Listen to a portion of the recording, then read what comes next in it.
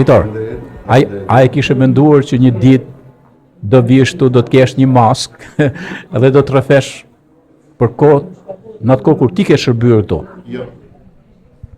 Që të jemi korrekt me bisedë dhe me realitetin, nuk e kisha menduar kur, sepse ideologjia asaj kohe ishte brymosur në atë mënyrë që ne t'i shërbeshim atij sistemi dhe pa mbarim.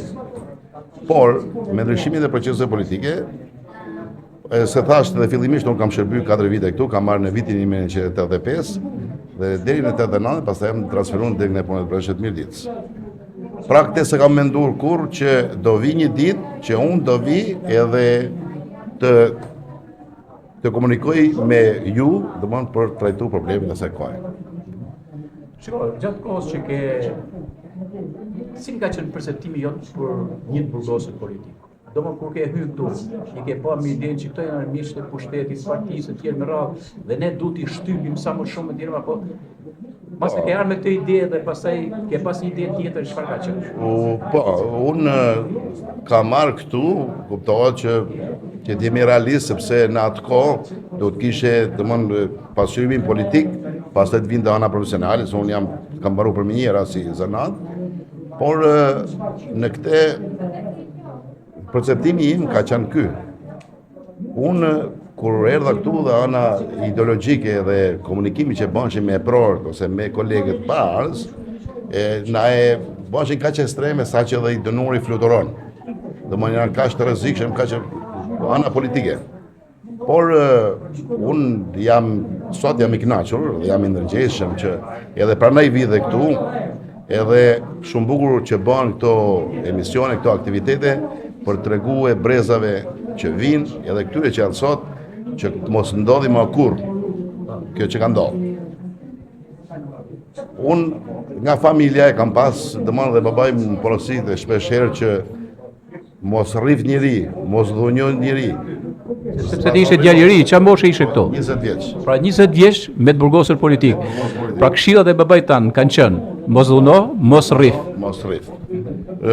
Parimisht edhe me ligj ka qenë që dhuna ose ka qenë shkeljelishmëria, kështu që është atëre rraja e dënorit. Por edhe ka pas shumë raste që edhe nga pararasit Jalazi dhe Lazi din më shumë domethënë nga tjerët, se këto pasoja dhe dhuna me tepër ka ardhur pas revoltës 73, siç na thoshin këta nga historia, se unë kam marrë 85-ën. Pra ka pas shumë punës policie që kanë dalë lirim, edhe kanë shkuar dhe ndjekje penale në atë kohë që kishte rreth një dënuar. Pra ishte bë ekstreme. Pra këtë mund ta shikoni dhe ta vlerësoni edhe me të tjerë, por kjo ishte administrimi i brendshëm i komandës reparti, individ veçantë të kishin gjendje emocionale për të duk para tjerëve se si rrifet, si dhunohet i dënuari. Unë kam pas një rast, për shembull në zonën e 4, kam shkuar se isha në rolin e komandës skuadrës që kontrolloshte shërbimet, edhe hap një derë, edhe kur gjej policin, kishte 22 dënuar, ishte zhvesh mes së sipër dhe po i rrifte me shkop gjumë. Çfarë bani thënë? Në zonë 4? Në zonën e 4. Çfarë thore?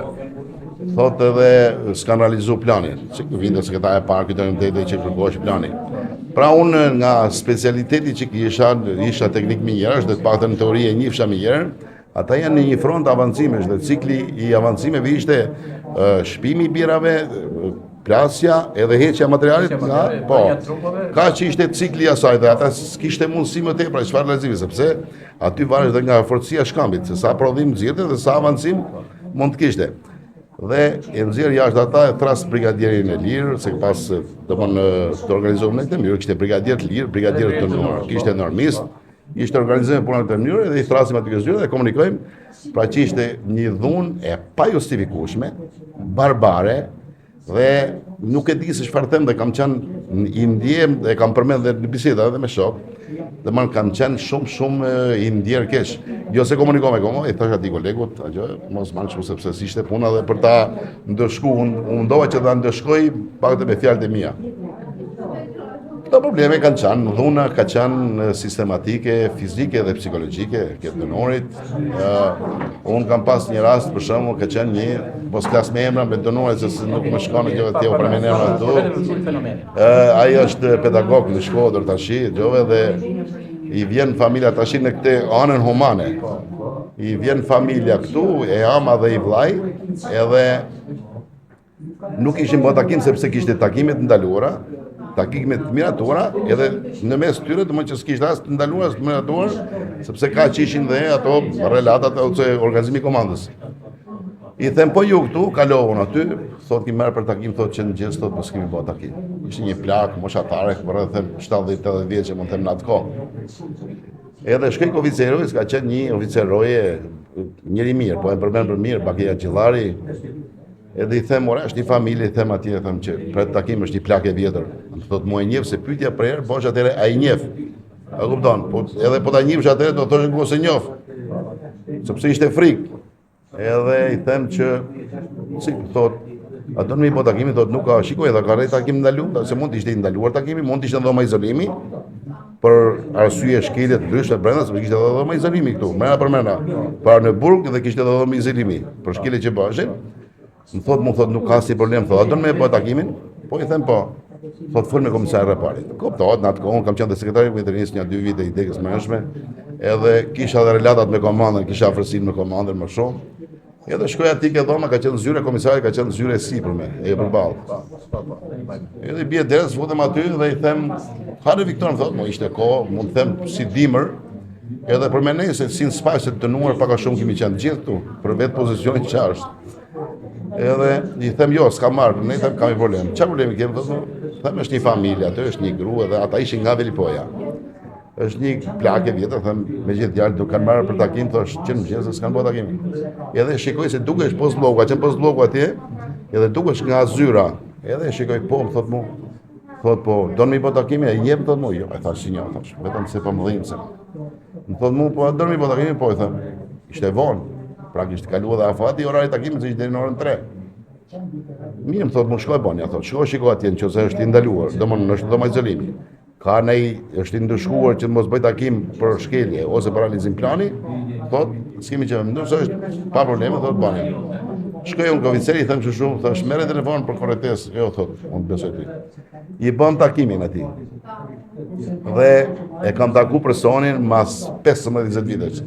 Edhe për shkak të punës, se shkova për një alltimin, mbas e te projektu në këto, jo, s'ka, shkova për një alltimin, për ta takuar këtë alltimin, thot, hare, komandant Viktori, a ishte me do flok gjata kështu, mbas shoqërisht e them dhe emri, është njëri shumë i mirë, pozitiv, ka qenë dënuar këtu për aty varatisje. Agitacion rrogat.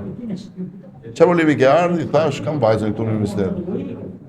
Më thot, am një muj, ja, thash. Që s'mje, më thot, ja, thash. Në punë, thash, kemi qanë, se kuptoj, kam prunë polici rrugojt, 20 vjetë, kuptohet në i gjobë kështu, thash, me veti, erdha për zgjidh problemin dhe rash keq. Mu thot, ti a i thot që mu ke po 2 nera jetën time. S'majma tash. Më ke po i takim, thot, në vitin 1987, thot, që s'kam pas takim miratun, thot, ke fut nana dhe vlajt, takim, thot. Atë rasin tjetër se masha men ke kalu, thot, se i dënuarit, i ndishte pjesën më të madhe të kohës, si person dhe sektor operativ dhe komanda, që ta ndishte policit të dënuarit në takimin që bënde me familjen, bisedën. Ke ardhur njerë dhe ke kaluar ty tha, edhe i ke thënë polici që vazhdo të ke shërbimi lirat familjarët në vetë, kuptosh. Ajo ka qenë instinktive pa kështu pa ne.